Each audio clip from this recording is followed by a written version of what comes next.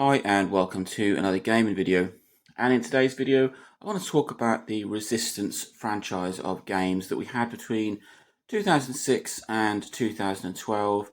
We had about 5 games and then nothing. So I'm a big fan of the PlayStation 3, I'm a big first person shooter fan, and I absolutely loved the Resistance games. So Resistance Fall of Man was a launch title for the PlayStation 3 in 2006. And what an amazing game it was. It was an absolutely superb first-person shooter set in an alternative 1951, and it was like a war shooter with an alien twist, and it really did show what the then new PS3 could do.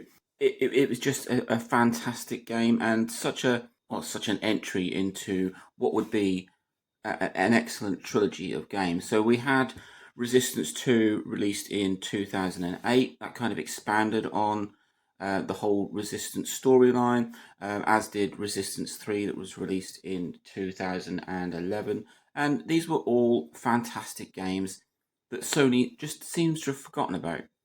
We did have Resistance Retribution in 2009. This was a PSP title. It was third person. It was quite a good game, but it was a bit slow and a bit clunky, and well, the controls on the PSP just don't really work with that sort of game. But we did have a final game in 2012. This was Resistance Burning Skies on the PlayStation Vita. It went back to first person. It was superb. It was one of the best first person shooters on the Vita, but it was on the Vita, so not many people really sort of know about it. And then that's it.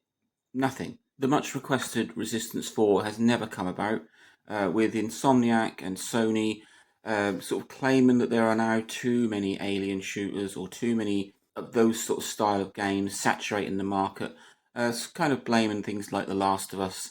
Honestly, I think it's more to do with its gaming style, because Resistance strength was in its single player, in its story mode, in its campaign, and we seem to have moved away from that with every shooter being online, multiplayer, in-game purchases, and all that kind of thing. And Resistance wasn't about that.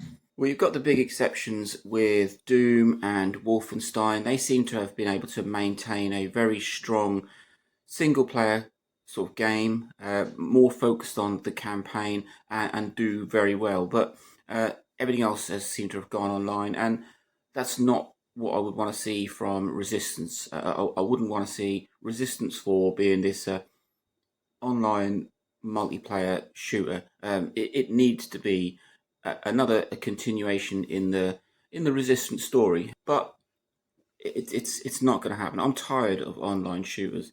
I would love to see another Resistance title, and I would love it to be focused on single player. I think there is room for it. I think the whole online multiplayer shooter thing has just gotten too much. It's an odd thing to say that we're not going to release Resistance 4 because the market is too saturated with other kind of alien-ish shooters, and then to just pummel out a multiplayer game. So it's looking very unlikely that we're going to see anything more from the Resistance range, which is a real shame because those first 3 on the PS3, we'll skip the PSP version, and the one on the Vita, absolutely superb.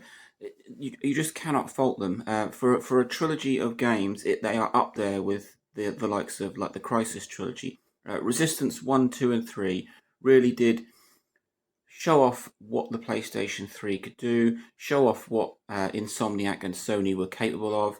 I mean, it was a bit of a change for Insomniac because they were more into games like Spyro, the whole sort of cutesy 3D kind of game, and then they came out with Resistance Fall of Man and the second and the third, and they were absolutely fantastic. So it's yet another IP that has been pushed aside with the likes of things like Duke Nukem or Little Big Planet and Sackboy, all big titles at some point, and then they've just disappeared.